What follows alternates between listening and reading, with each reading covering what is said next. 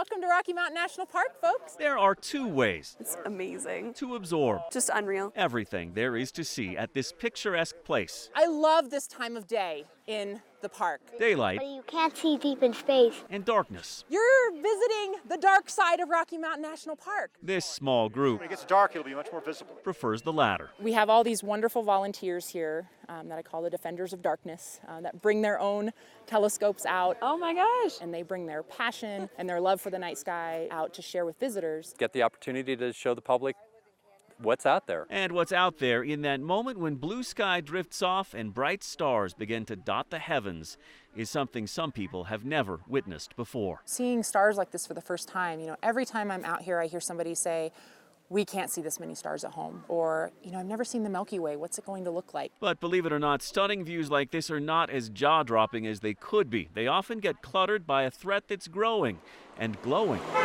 The city lights of Denver radiating and reflecting. I went to school in Denver. Light pollution's horrible there. You can only see the very brightest stars. Too many vehicle lights and street lights and building lights. We're very close as the crow flies to the Front Range of Colorado, Fort Collins, Loveland, Longmont, Boulder, Denver. And as it gets dark, people will ask, what's that glow? That glow is what you see here on the horizon. That's not a sunset, it's light pollution. Here's what it looks like coast to coast. Big cities, seriously obstructed sky views. Now narrow in on Colorado and this gleaming cluster. Glow from 4 million people who live along Colorado's Front Range.